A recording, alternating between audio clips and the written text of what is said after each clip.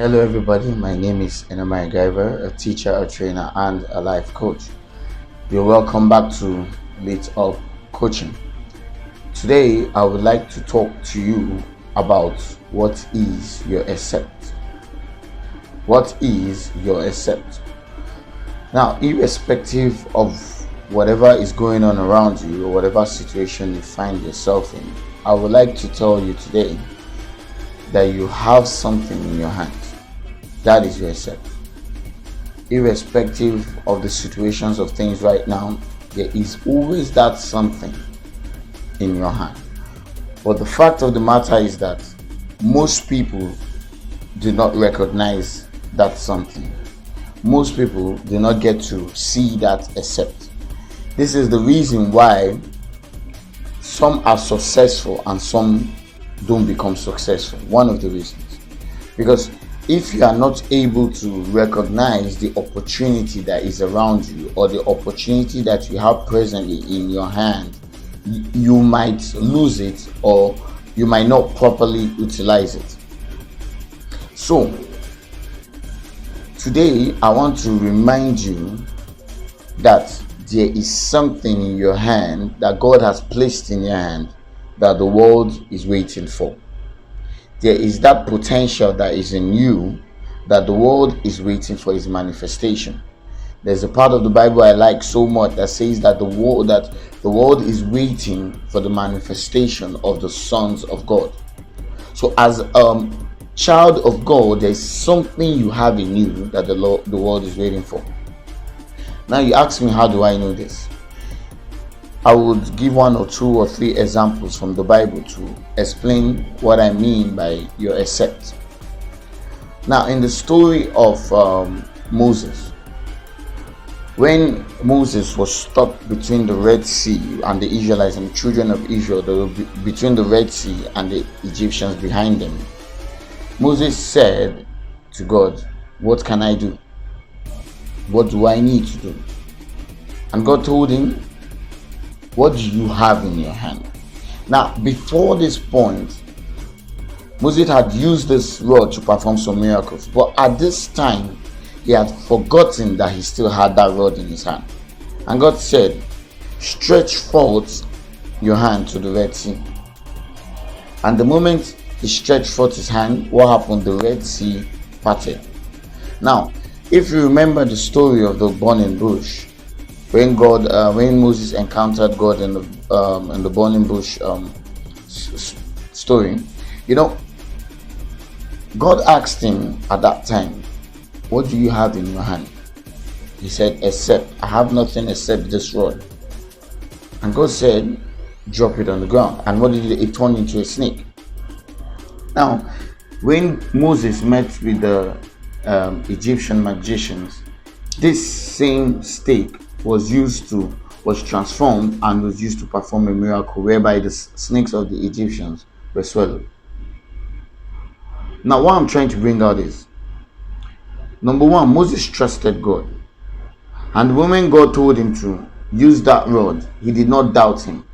He did not think about, but it's not enough, it's only a rod, it's made out of wood, it's nothing, it's not important, like this, which most of us do. Most of us right now, God is telling you to start that business. God is telling you to apply for that job. But all you can see is your inadequacies. And this, you know what this does is that it creates fear which paralyzes you. So today I want you to remember that there's always something you have to offer.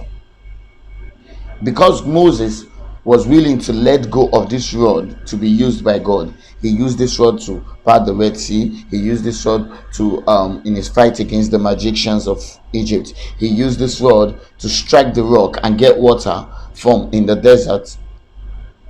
He used this rod when the river Nile turned red as blood. Why? Because he let go. So today I want to encourage you to let go of yourself. Give yourself up to be used of God. Give yourself up. Trust your instincts. Trust what God is telling you. Trust that idea that God has put in you. Trust that solution that you have to that problem. After all, one of the quickest way to become successful is to solve a problem that is in the society. And this is what you need to do. This is what Moses did. At the time they were at the Red Sea, he solved the problem. Number two example I'd like to give from the Bible, we can find in 2 Kings 4, 1 to 7. 2 Kings 4, 1 to 7. This is the story of the prophet's widow and the jar of oil. Now, quickly, let me run you through the story. Now, there was a widow who lost her husband. Her husband was a prophet, one of the prophets that was working with Elisha.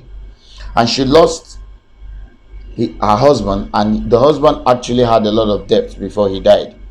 And what happened is that the creditors came to come and ask the woman after the husband died for the money that the husband was owing. And she could not provide this. So what did they say? The creditors told her that they will take her children, her sons, and make them slaves in order to pay back the debt. And then she went crying to Elisha. And when she met Elisha, Elisha told her, what do you have? Again, that question, what do you have? Always start when you are in a situation that you find yourself stuck. Always ask yourself, ask yourself, take an audit of what you have. And you realize you have something to offer to the world. You realize you have something to take you out of that situation you find yourself. So again, the prophet asked her, Elisha, what do you have? She said, I have nothing except a jar of oil. There's a translation that says a cruse of oil. She said, I have nothing except a jar of oil. And the prophet told her, okay, that's enough. Go home, use that jar of oil, get other vessels, get many vessels, and start to pour that little oil you have in that jar into those vessels, and the oil will not stop to flow. And this is exactly what happened. The moment she got the jars, she started pouring the oil into the vessels. She told her children, she told her neighbors, if they got a lot of vessels, and she started pouring it, and she kept pouring the oil. The oil did not stop until she asked her child, give me the next vessel, and the child said the vessels are finished. That was when the oil stopped.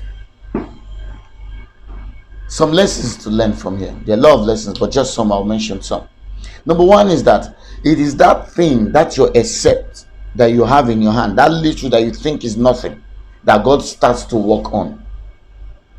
Your success comes from inside you. You are like a seed that never loses its value. So the moment you can put yourself in the right circumstances, you will germinate. Not to digress, but the moment she trusted God again, the little she had, God said pour it out. And the moment she trusted God and carried out that action, what happened? The oil multiplied. It multiplied until it became more than enough. It multiplied until she had more than enough. And one thing you have to notice, also learn, is that her expectation was not small. She had enough expectation. What was her expectation? The amount of vessels she got. She got many vessels because she expected that a miracle will happen, that God will do this. So when you are going out to start that idea, have great expectations for that idea. Don't limit that idea. Everybody that has ever made it in life always have great expectations. Don't limit yourself. Don't think about you doing it small. Think about you doing it big. The only limit you have is the limit you find in yourself. Because for God can do the impossible. God is the Almighty. He's the omnipotent. He's all powerful. He can do anything. The only limitation to your miracle, the only limitation to your success is you yourself. The vessel, the oil did not stop pouring. God did not stop that flow until her limitation, her imagination had reached its end. Her expectation had reached its end. That is, the vessels had finished. So God is ready to keep pouring more. God is ready to use you to do so many things. God wants you to be so successful.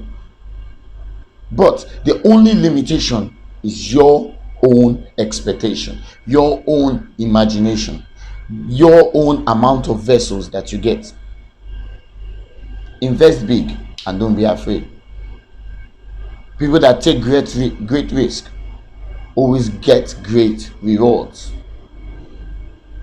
I was discussing with someone that the only limitation to a man is the limitation he has in himself. So you must have no limitation. And then that lastly, look, another story we can look at is we can find in 1 Kings 17 7 to 16. 1 Kings 17 7 to 16. I really love this passage of the Bible. It talks about the woman of Zarephath and Elijah, the prophet Elijah.